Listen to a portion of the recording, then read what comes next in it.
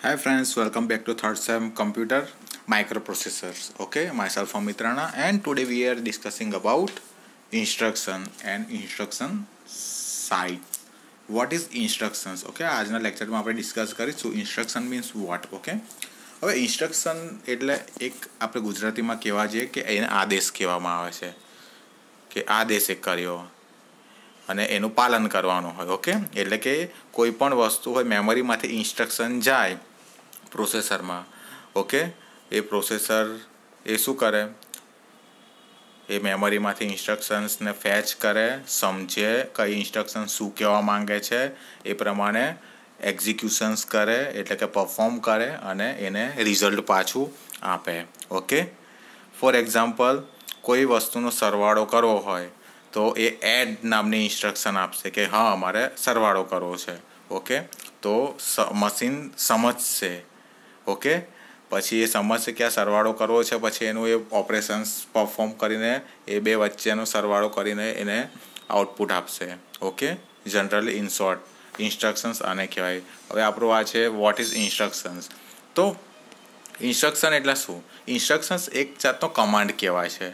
Command to processor to perform some task, એટલે કે જે અલગ અલગ ટાસ્ક પરફોર્મ કરવા માટે જે કમાન્ડ આપવામાં આવે ને પ્રોસેસરને, એને શું કહેવામાં આવે છે? ઇન્સ્ટ્રક્શન. જેવી રીતે મેં તમને હમણાં સમજાવ્યું. ઓકે, એડિશનવાળું કે મારે બે વસ્તુનો સરવાળો કરવો છે તો શું થશે? ઇન્સ્ટ્રક્શન આવશે.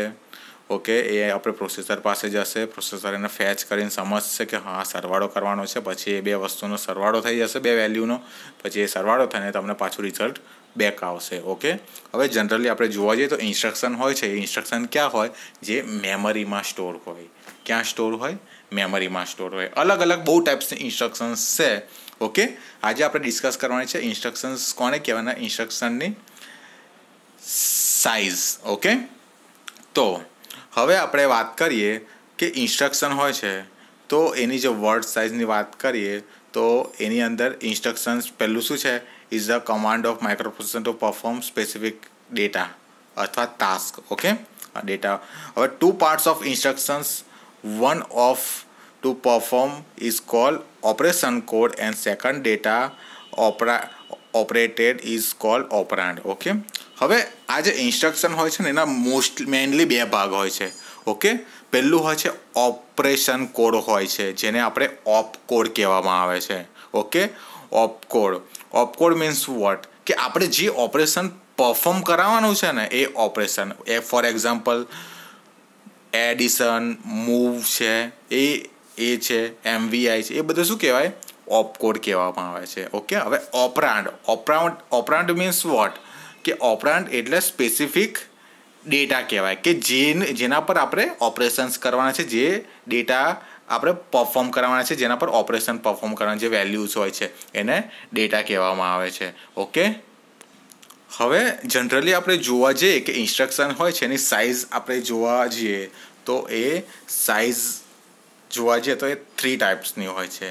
પહેલું છે 1 byte, second 2 bytes and third 3 bytes instructions. Okay, આ અલગ અલગ એ ઇન્સ્ટ્રક્શનની સાઇડ હોય છે, આ સાઇઝ. ઓકે, તો હવે આપણે 1 બાય 1 આપણે એને જોઈએ અને સમજીએ. ઓકે, હવે આપણે માઇક્રોપ્રોસેસર ઇન્સ્ટ્રક્શનની વર્ડ સાઇઝ 1 બાઇટની જોવા જઈએ.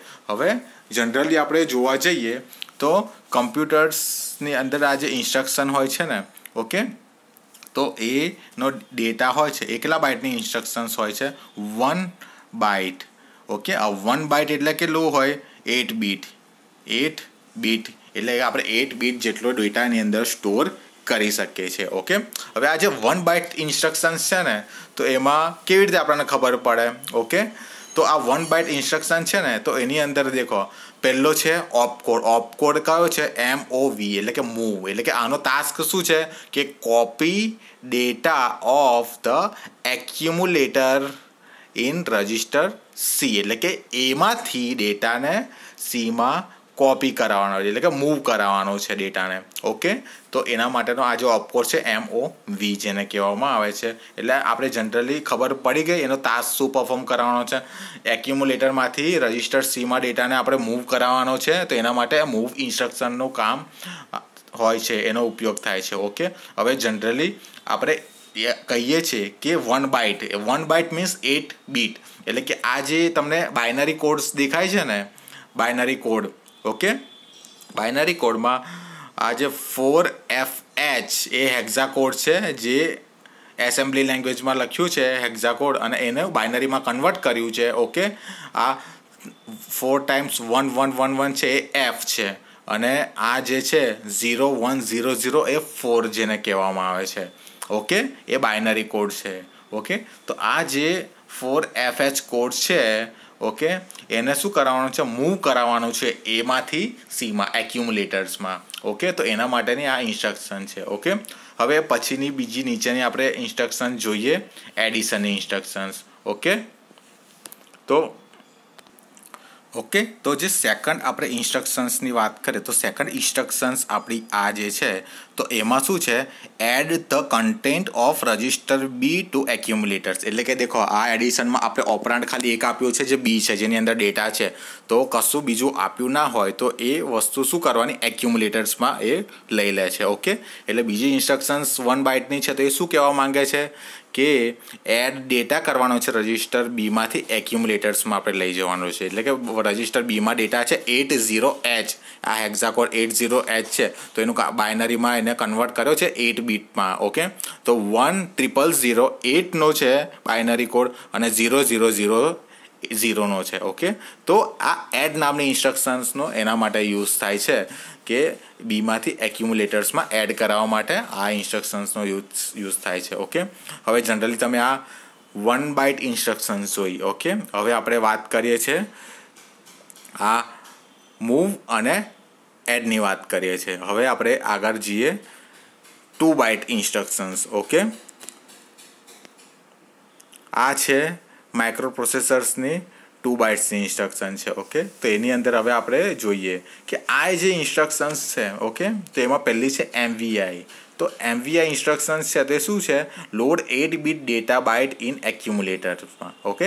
તો આ 32H છે, તો એને લોડ કરાવવાનો છે શાની અંદર, એની અંદર એને આપણે લોડ કરાવવાનો છે. તો એ લોડ કરાવવા માટે MVI ઇન્સ્ટ્રક્શન્સનો યુઝ થાય છે. એટલે ઓપકોડ MVI કહેવાય, ઓપરાન્ડ એટલે કે ડેટા હોય, તો એ શું છે 32 જેને કહેવાય છે, ઓકે. અને હવે બાઇનરી કોડ છે, તો બાઇનરી કોડમાં હવે આપણે જોઈ લઈ 2 બાઇટ.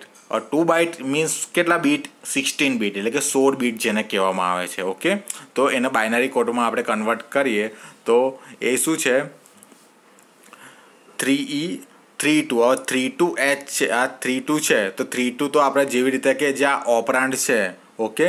તો ઓપરાન્ડનો આ જે 32 છે, આ 32 છે ઓપરાન્ડનો, એ અહીંયા છે, ઓકે, જેનો આ બાઇનરી છે કોડ, ઓકે. અને 3E છે, તો આ જે ઓપકોડ છે, તો એનો એ સ્પેસિફાઈ કરે છે, 3E સ્પેસિફાઈ કરે છે અને 32 સ્પેસિફાઈ કરે છે, ઓકે.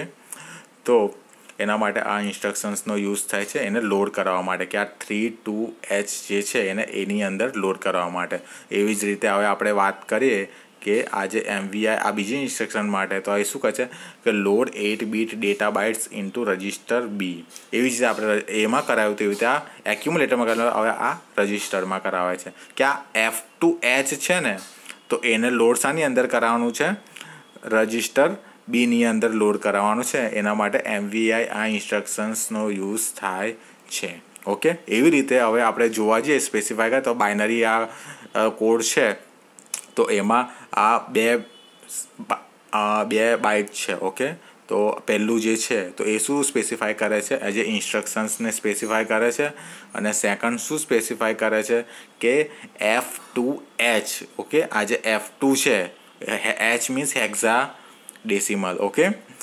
F2 આ છે તો એને બાઇનરીમાં કન્વર્ટ કર્યું છે. F મીન્સ 4 ટાઈપ્સ 1 1 1 અને 2 એટલે 0 0 1 0, એટલે 2નો બાઇનરી કોડ આ જે છે, ઓકે. આટલું ખબર પડી. આ શું હતું 2 બાઇટ ઇન્સ્ટ્રક્શન્સ, કે જેવી રીતે આ બે અલગ અલગ બાઇટ્સ છે ને, 2 બાઇટ્સ ઇન્સ્ટ્રક્શન્સની વાત આપણે કરી હમણાં, ઓકે.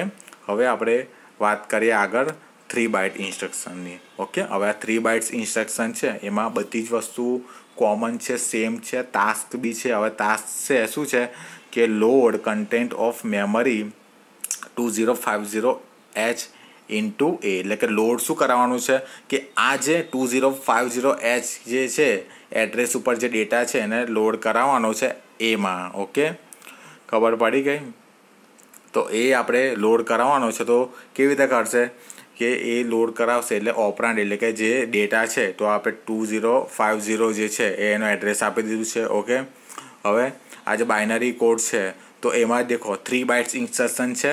તો ફર્સ્ટ બાઇટ છે એ 3A છે. એ શું સ્પેસિફાય કરે છે? ઓફકોર્સ સ્પેસિફાય કરે છે કે LDAનો. હવે જે બીજા 2 બાઇટ્સ જે છે તો એ શું છે કે 50 અને 20. તો એને શું કહેવામાં આવે છે? પહેલું જે 50 છે એને લોઅર ઓર્ડર એડ્રેસ કહેવામાં આવે છે અને એની નીચેનું જે છે એને હાયર ઓર્ડર એડ્રેસ કહેવામાં આવે છે. એ રીતે એ બિટ્સમાં એ વેલ્યુ સ્ટોર થાય છે. ઓકે, એવી જ રીતે આપણે બીજી વાત કરીએ તો જમ્પ ઇન્સ્ટ્રક્શનની વાત કરીએ તો શું છે કે transfer the program sequence to memory location 2085. Okay, એટલે કે જમ્પ આપણે કરાવવાનું છે આ લોકેશન પર. ઓકે, તો એના માટે એ યુઝ કરવામાં આવે છે. આ 3 બાઇટ્સની છે. તો જે ફર્સ્ટ છે તો એ શું સ્પેસિફાય કરે? આ જે જમ્પ ઇન્સ્ટ્રક્શન છે એને સ્પેસિફાય કરે છે. અને એવી જ રીતે આમાં બી એ જ છે. સેકન્ડ જે આ બાઇટ્સ છે 85 છે એ શું કરે છે? આ જે 2085 છે તો આ પહેલું 2 આંકડા આવે છે જે શું છે 8 બીટના હોય છે 85, જેને શું કહેવાય છે? લોઅર એડ્રેસ કહેવાય છે. અને આ જે 20 છે બીજા કે 20 એને શું કહેવાય છે? હાયર એડ્રેસ કહેવામાં આવે છે. ઓકે, એ બાઇટ હાયર એડ્રેસ બાઇટ આમ કહેવામાં આવે છે. ઓકે, એટલે આપણે આ 3 બાઇટ ઇન્સ્ટ્રક્શનને જોઈ કે આ જમ્પ છે કે આ 2085 પરના એડ્રેસ પરથી આપણે કોઈ વસ્તુ એ ઇન્સ્ટ્રક્શન એ આ ડેટાને જમ્પ કરાવવાનો છે. ઓકે, તો એના માટે આ જમ્પ ઇન્સ્ટ્રક્શનનો યુઝ થાય છે. ઓકે, જે આ 3 બાઇટ્સ છે તો પહેલી બાઇટ છે એ શું સ્પેસિફાય કરે છે? ઓફકોર્સ સ્પેસિફાય કરે છે. બીજું એ લોઅર ઓર્ડર અને ત્રીજું જે આ બાઇટ્સ હોય છે ઓકે એ શું હાયર એડ્રેસ સ્પેસિફાય કરે છે. ઓકે, તો આ લેક્ચરમાં આપણે આ સાઇઝ અને એ આપણે જોઈ લીધું. ઓકે, હવે નેક્સ્ટમાં એના ટાઈપ્સ જોઈશું ઇન્સ્ટ્રક્શનના. ઓકે.